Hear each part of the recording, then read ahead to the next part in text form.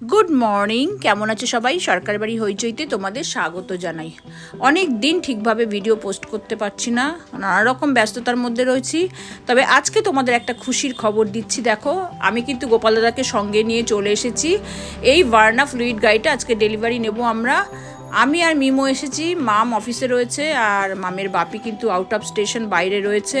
আমরা দুজনেই চলে এসেছি, গাড়িটা নিয়ে নেব। তারপরে কি করছি না করছি তোমাদের দেখাবো, সঙ্গে থেকো। আপনার গাড়িটা কেমন লাগলো বললেন না তো? আর এখন তো ইয়ার এন্ডিং চলছে, সবারই অফিসে থেকে বাড়ি ফিরতে প্রচুর লেট হচ্ছে। তার উপরে গাড়িটা পেতেও অনেক দেরি হয়ে গেল রাত্রিবেলা। তাই ঠিক করেছিলাম যে আজকে আর বেরোবো না, কিন্তু মিমোর সেই বায়না বেরোতেই হবে। যাই হোক, আমরা সেই রাত্রি 11:11টার পরে আমি, মাম আর মিমো তিনজনে মিলে বেরোলাম। একটা মন্দিরের সামনে একটু প্রণাম করে আমরা সেই বিরাটি থেকে যে শের পাঞ্জাব আছে সেইখানে, রাত্রি তখন 11টা সাড়ে 11টা বাজে, তখন ঢুকছি। অ্যাকচুয়াল ওদের কিন্তু 12টা সাড়ে 12টার পরে বন্ধও হয়ে যায়।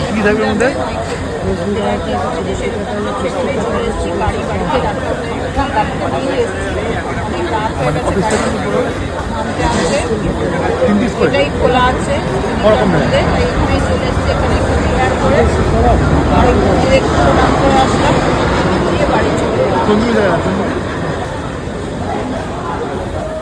এখন রাত্রি 12টার সময় আমরা স্টার্টার নিয়েছি। দেখো, এরপরে আবার লস্যিরও অর্ডার করা হয়েছে। তারপরে আমাদের মিমো বলছে বিরিয়ানিও খাবে। তন্দুরির সাথে রয়েছে দেখো লস্যি।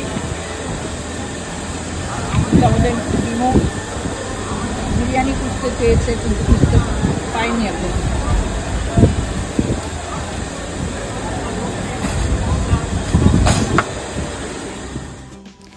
এত আনন্দের মধ্যেও কিন্তু মিমোর একটা মনে আফসোস রয়ে গেল। এখানে জাস্ট এই রাতে এসেছিল শুধু বিরিয়ানিটা ট্রাই করবে বলে, কারণ ওরা দুজনেই বিরিয়ানি লাভার। কিন্তু কি করা যাবে, রাত্রি 12টা বাজে, বিরিয়ানি তো এখানে শেষ হয়ে গেছে। এবার ও খোঁজ করলো যে আলু বিরিয়ানি যদি হয় তাহলে ও মাটন ফাটন আলাদা করে অর্ডার করে সেটা দিয়ে খাবে, কিন্তু সেটাও ওদের কাছে নেই। সব কিছুই এত রাত হয়েছে যখন, শেষ হয়ে গেছে। তারপরে কি করা যাবে, মাটন ভুনা, ফিশের আইটেম, বাটার নান এইসবই অর্ডার করলো। পরে আর একদিন এসে বাবা ওর বাড়িতে আসলে তখন আর কি আর একদিন এসে বিরিয়ানি খাবে।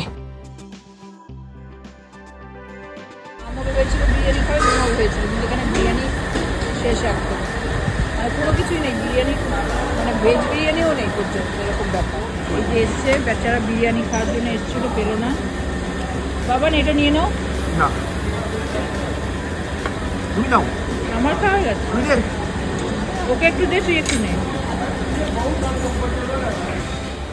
তবে যাই বলো তাই বলো, এই যে বিরাটির যে শেরে পাঞ্জাব, এদের এই ধাবাটার সত্যি খাবারের টেস্টের কোনো বিকল্প হয় না। বিরিয়ানি হয়তো ঠিক পাওয়া যায়নি, কিন্তু যে সমস্ত আমরা মাটন ভুনা, তারপরে ফিশের একটা আইটেম, নান, এই যে সমস্ত খাবারগুলো অর্ডার করেছিলাম প্রত্যেকটা টেস্ট ফাটাফাটি।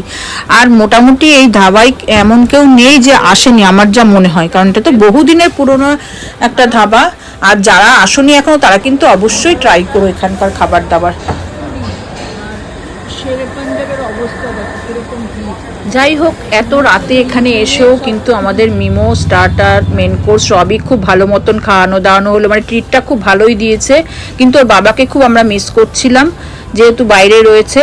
আর এই যে খাওয়া দাওয়ার পর যে পান খাওয়ানোর দায়িত্বটা না সব জায়গায় আমারই থাকে। ও একটা মিষ্টি পান খায়, আমি একটা সাদা পান খাই। আমাদের মাম পান খায় না, আর ওর বাপি বাড়ি থাকলেও পান খায় না সে আর কি।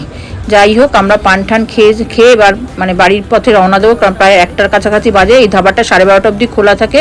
আর তোমাদের ভিডিওটা কেমন লাগলো অবশ্যই জানিও। ভালো লাগলে কিন্তু লাইক শেয়ার কমেন্ট করতে ভুলো না। আর যারা এখনও আমার চ্যানেলটাকে সাবস্ক্রাইব করোনি, প্লিজ প্লিজ প্লিজ আমার চ্যানেলটাকে সাবস্ক্রাইব করে পাশে থেকো।